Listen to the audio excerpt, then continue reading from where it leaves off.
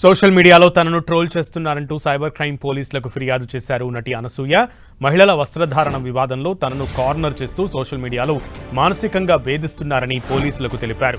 అసభ్య వ్యాఖ్యలతో తనను లైంగిక వేధింపులకు గురి చేస్తున్నారంటూ ఫిర్యాదులో పేర్కొన్నారు. వస్త్రధారణపై వివాదం తర్వాత తనపై వేధింపులు ఎక్కువయ్యాయని, తన గౌరవానికి భంగం కలిగే రీతిలో వ్యాఖ్యలు చేస్తున్నారని పోలీసులకు తెలిపారు. అంతేకాదు ఏఐ జనరేటెడ్ వీడియోలతో తన ప్రతిష్టను దెబ్బతీసే ప్రయత్నం కూడా జరిగిందని వాపోయారు. బాధ్యులపై బెదిరింపు, క్రిమినల్ ఇంటిమిడేషన్ కేసులు నమోదు చేయాలని, బాధ్యులపై కఠిన చర్యలు తీసుకోవాలని కోరారు. అనసూయ ఫిర్యాదుతో మొత్తం 42 మందిపై సిసిఎస్ పోలీసులు కేసు నమోదు చేశారు.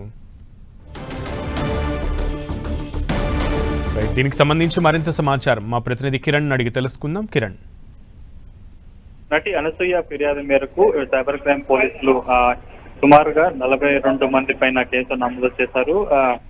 తనను ఆన్లైన్ లో వేధింపులు గురి చేస్తున్నారంటూ దీనికి సంబంధించి కూడా డిసెంబర్ 23వ తేదీ నుంచి కూడా తన మీద వేధింపులు ఎక్కువయ్యాయంటూ కూడా, ముఖ్యంగా అశ్లీల వ్యాఖ్యలు, లైంగిక సూచనలు, బెదిరింపులకు పాల్పడుతున్నారంటూ కూడా అనసూయ ఇచ్చిన ఫిర్యాదు మేరకు పలువురి మీద కేసు నమోదైంది. ఇక వీటితో పాటు సుమారుగా మరొక 10 మంది మీద కూడా కేసు నమోదైనట్లుగా మనం చెప్పబడుతుంది. ఇంకా దీనికి సంబంధించి గతంలో ఏవైతే నటుడు శివాజీ చేసిన వ్యాఖ్యలకు సంబంధించి కావచ్చు, ఆ తర్వాత కొంతమంది సోషల్ మీడియా వేదికగా తన మీద ట్రోలింగ్ చేస్తున్నారంటూ కూడా ఆమె ఫిర్యాదు చేసింది. కాబట్టి ప్రస్తుతానికైతే 42 మంది మీద, ఇందులో కొంతమంది టాలీవుడ్ సంబంధించిన వారు ఉన్నారు. వీరితో పాటు మరికొన్ని మంది కొన్ని ఏదైతే సోషల్ మీడియా ప్లాట్ఫామ్స్ ఉంటాయో వారికి సంబంధించి సుమారుగా అంటే 42 మంది మీద ఇటు సైబర్ క్రైమ్ పోలీసులు కేసు నమోదు చేశారు.